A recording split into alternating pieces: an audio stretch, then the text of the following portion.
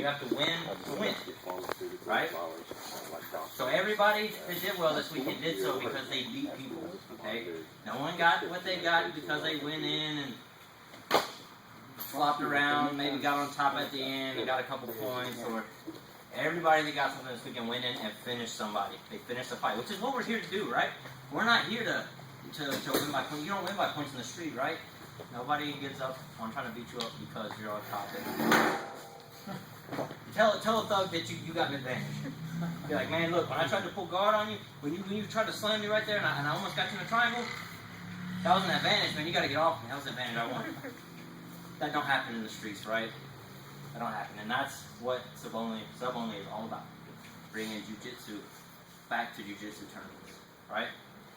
So, I want to give a big round of applause for everybody who put it all on the line and competed this weekend.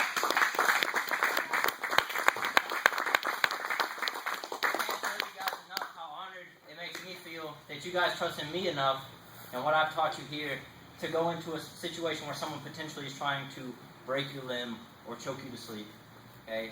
And put it all on the line. Put your life on the line, you put your heart on the line for me. And I can't tell you guys how much that means, okay? That being said, we went to this tournament with all of that, okay? Everybody put it on the line, and it paid off. Okay, we not only went in and got 7 silvers, 6 golds, and some absolutes, but we also outdid every other team there, including gyms that have been open 5 and 6 times as long as us, and we got the team title from the throw punch submission only. Guys, if I go in and I can't compete in a tournament, the only award that I can win at that tournament is this one. Okay? And it's not even really me winning it. I owe it all to you guys. You guys did all the work, okay? So all the thanks, coach, you did your thing, all this. I didn't do anything. You guys did everything. I owe everything to you guys. You guys make this possible for all of us anyway. Okay? Now, there was a couple standout performances, obviously. Red, Chase Gatlin here, finished everyone he competed against. He won his division and absolute, flawless, every victory under 5 minutes. Scott Thomas did the same thing. Scott Thomas didn't enter absolute because he didn't know how grueling his matches were going to be. But Scott Thomas went undefeated all day and finished everybody inside the first 5. A big hand for Mike Morgan, who competed in his very first jiu-jitsu tournament. He's only been in here for a couple months and he's only had a couple of jiu-jitsu privates. But he went in and finished a guy who had 5 years of jiu-jitsu, okay, and 9 years of wrestling. Now, the wrestling part doesn't matter because Mike Morgan, you know, he wrestles or whatever. He does that stuff. I don't even know. I don't even know if that counts. That stuff's not real. But Mike Morgan did his thing. Everybody who watched the highlights video, that guy jumped on that single leg, and Mike Morgan hit the crossface. He crossfaced that dude so hard he picked him up off the ground and took his back and jumped on and choked. Mike Morgan's a nice guy though. He has those pythons for arms. He didn't crush the kid's face. I thought the kid was gonna die. But it looked bad. It looked real bad. These things happen. But so Mike Morgan did a great job. Definitely want to give a hand here for Diana. Okay, everybody. Diana went in. They had one other girl that was a kid. She weighed more than me. Okay. This girl was like 160 pounds, right? I'd say 80. She was big. I'd say 82. She was huge. Okay, not only she's coming way bigger than Diana, she was cross-facing so hard that she busted Diana's nose. And Diana went back out there and forced this girl all the way to a stalemate. She did not give up at all. Under this huge girl, crushing her through the whole match, cross-facing her, busting her nose. Okay, things got a little emotional towards the end there. But that's okay because she drove that girl all the way to a stalemate. And even though they both were disqualified, Diana never gave up on herself. And that's okay.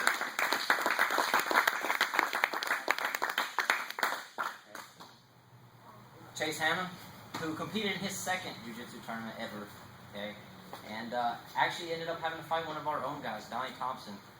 And they went, that was the longest match of the day. They went like 13 and a half minutes, man. They put it on the line. They fought it to the very end.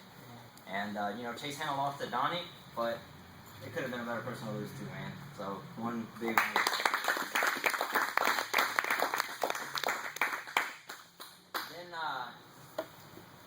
Jeremy Combast, who's not here tonight, also fought, and he fought very hard.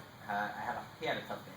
He fought some very much more experienced guys than him who had been competing, and he managed to lose, but that's okay, because Jeremy is a very good student, and he puts in the hard work.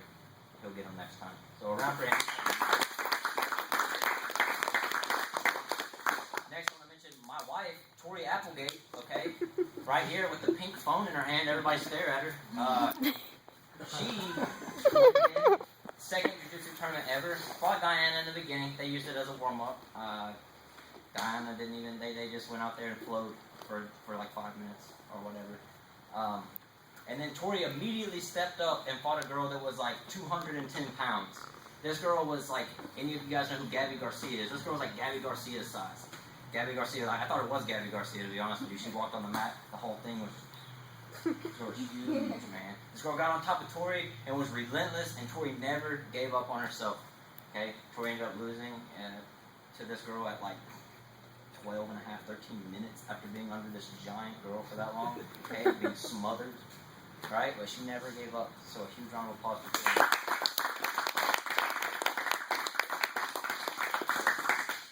And that just brings me back to one, Brandan Catlin. Brandan Catlin competed in the Demopolis tournament. Was his first tournament. He competed gi and no gi. We don't even train the gi here. And until Vitor came, we didn't have anyone in here who was legitimate enough to train anyone in the gi. Right? It was all no gi stuff. Brandan Catlin said gi because there's no kids absolute. Waxed everybody in Demopolis gi and no gi. Decided to do it again here, right? And these kids all trained gi, right? He won his first match no gi. He won his exhibition no gi. He lost to a kid that was 60 pounds heavier than him. Which there's no shame in that. Brandan Catlin did very well. He got second in the no gi. He turned right around, no discouragement, jumped in the gi, knowing those kids were better in the gi. Beat the same two kids again in the gi, and then lost in the finals to that guy again, who was also 60 pounds heavier than him. That guy also manhandled Diana in an exhibition match in the gi. If that says anything about how big this kid was, right? So a big round of applause for Brandan Catlin.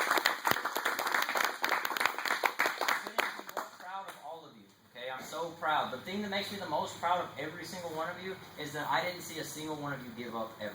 And a lot of you, this was your first tournament. I didn't see a single person give up. Okay?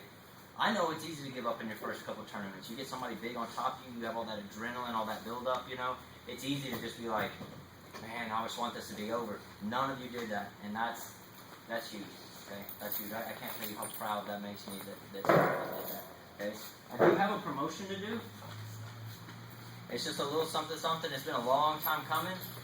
This guy comes in here. He works every single day that he's in here. He works every day. Not everybody can make it every single day. But he works really hard. He's always fighting people with way more skill or way more size on him. Okay? And he's always fighting hard. Right? I'm really proud of this person. He puts in the time. He represents very well. And I couldn't be more proud to call him a student. So this is going to Brandan Catlin.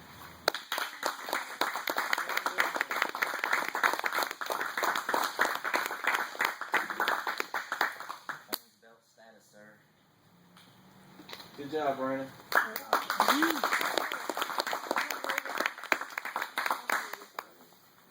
Alright guys, that concludes my little message for you guys. I know you guys didn't even want to hear it, you don't care. That's cool. You don't even care about jiu-jitsu, you're obviously going to beat people up. I got it. But I got kind of sappy and I had to address everybody. We're having like a little cookout at my place. I just moved in today, so bear with me. It's a little like naked. It's a little boxy. Yeah, and we're doing that in probably 20 minutes. So everybody who's still rolling, get your last couple rolls in, get ready. If you're coming, if you're not, Andy, are you staying here to work striking, or are you leaving? I'm leaving. Okay, everybody's leaving then. In 20 minutes, everybody's leaving. So do what you got to do, and then we're getting out of here. Everybody's invited to come by, and we're gonna have like hot dogs and hamburgers. We're all just gonna sit around and talk. It's not even gonna be anything special. Don't expect something fancy. It's me. All right, guys. Everybody have a good night. Oh my gosh, I didn't think about condiments. Oh no. No, you don't got